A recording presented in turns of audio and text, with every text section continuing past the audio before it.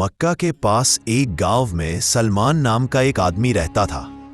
उसका एक बेटा था, 8 साल का मासूम अयान। सलमान की मां का इंतकाल हो चुका था और उसके बूढ़े पिता ही उसके साथ रहते थे। उम्र बहुत बढ़ जाने की वजह से पिता का चलना फिरना मुश्किल था। हाथ कांपते थे, बातें भूल जाते थे और खाना खाते समय अक्सर गिरा देते थे। धीरे धीरे सलमान को अपने पिता पर झुंझलाहट आने लगी। उसे लगता कि बूढ़े बाप को संभालना उसकी जिम्मेदारी नहीं बल्कि बोझ है। कबीले के लोग हंसते भी थे कि सलमान के बाप को देखो, बच्चों से भी ज्यादा तंग करते हैं। यह बात सलमान के दिल में चुभने लगी। एक दिन सलमान गुस्से में बोला, अब्बू खाना गिरा दिया फिर से।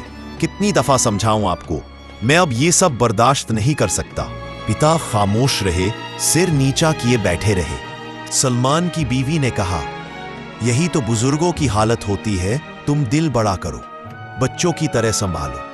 मगर सलमान ने नहीं सुनी कि वो अपने बूढ़े पिता को गांव के बाहर छोटे से टूटे झोपड़ी में रहने देगा और रोज खाना पानी भेज देगा, मगर घर में नहीं रखेगा।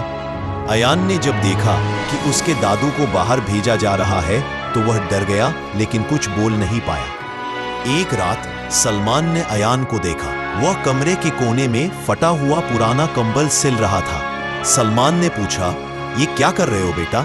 अयान ने प्यार से मुस्कुराते हुए कहा, अब्बू, ये कंबल मैं रख रहा हूं ताकि जब आप बूढ़े हो जाएं तो मैं भी आपको इसी में लपेट कर उस झोपड़ी में भेज सकूं जैसे आपने दादू को भेजा है।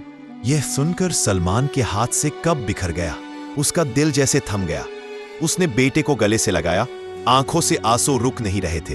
वह तुरंत रात में ही गांव के बाहर झोपड़ी की तरफ भागा। बूढ़ा बाप अकेला बैठा था, कांपते हुए हाथों से रोटियां छोटे छोटे टुकड़ों में तोड़कर अयान के लिए बचा रहा था, जबकि उसे मालूम भी नहीं था कि अयान वहां है या नहीं।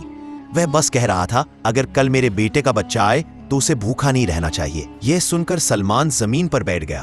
पिता के पैरों पर सर रखकर रो पड़ा, अब्बू, मुझे माफ कर दो, गलती मुझसे हुई, आपसे नहीं।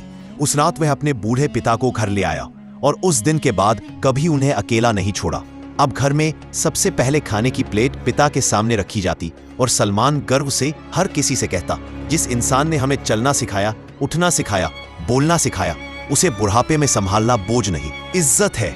यह कहानी हमें याद दिलाती है, माँ बाप का दिल दुखाकर कभी कोई खुश नहीं रह सकता।